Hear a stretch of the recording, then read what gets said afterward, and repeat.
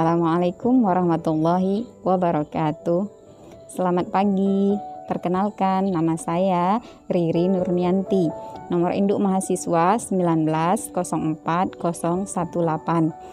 Program studi Ilmu Kesehatan Masyarakat, jalur khusus semester 2, mata kuliah Epidemiologi Penyakit Menular.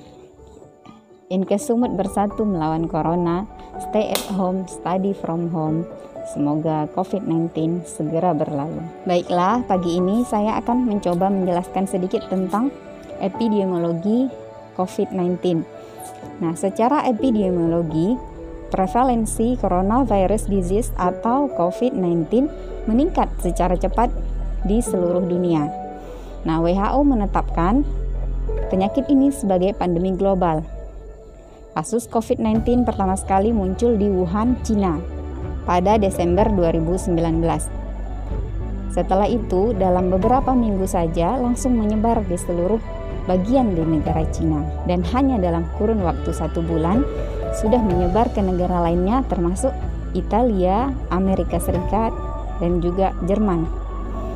Nah, untuk di Indonesia, COVID-19 pertama sekali itu dikonfirmasi pada tanggal 2 Maret 2020 dengan jumlah 2 orang.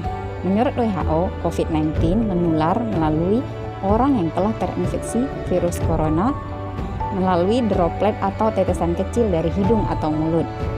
Ketika seseorang yang terinfeksi itu bersin atau batuk. Nah, droplet itu mendarat di sebuah benda atau di permukaan yang disentuh oleh orang yang sehat. Nah, orang yang sehat itu kemudian menyentuh mata, hidung, atau mulut. Nah, virus itu masuk melalui hidung, mulut, atau mata dari orang yang sehat tadi. Nah, virus corona juga bisa menyebar ketika tetesan droplet itu dihirup oleh seseorang yang ketika berdekatan dengan orang yang terinfeksi virus tersebut. Itu sebabnya penting menjaga jarak minimal 1 meter. Nah, menurut WHO, gejala COVID-19 yang paling umum adalah demam, kelelahan, batuk kering, dan beberapa penderita juga mengalami sakit dan nyeri, hidung tersumbat, pilek, sakit tenggorokan, atau diare. Gejala-gejala ini bersifat ringan dan terjadi secara bertahap. Namun, cara penyebaran virus corona bisa dari orang yang terinfeksi tetapi tidak menunjukkan gejala apapun, dan orang itu merasa tidak ada apa-apa. Nah, ini yang lebih berbahaya. Statusnya dikenal dengan OTG atau orang tanpa gejala. Nah, sekitar 80% penderita COVID-19 bisa pulih tanpa perlu perawatan khusus. Sekitar 1 dari setiap 6 orang yang menderita COVID-19 sakit parah dan mengalami kesulitan bernafas. Nah, orang yang lebih tua dan mereka yang memiliki riwayat penyakit medis seperti darah tinggi, jantung, atau diabetes lebih beresiko atau lebih memungkinkan terkena penyakit ini. Nah, data COVID di Indonesia per hari ini tanggal 25 Juli 2020 itu yang terkonfirmasi ada 95.418 kasus, yang dirawat ada 36.808, yang meninggal ada 4.665, dan sembuh ada 53.945.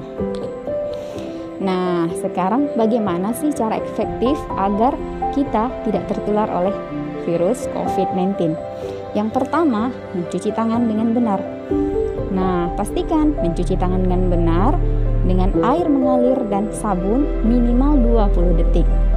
Pastikan seluruh bagian tangan tercuci hingga bersih, termasuk punggung tangan, pergelangan tangan, sela-sela jari, dan juga kuku. Cuci tangan teratur terutama sebelum dan setelah makan, setelah menggunakan toilet, setelah memegang hewan, setelah membuang sampah, atau setelah batuk atau bersin. Dan juga bagi ibu menyusui juga harus mencuci tangan sebelum menyusui bayinya atau sebelum memerah ASI. Nah, yang kedua itu menggunakan masker.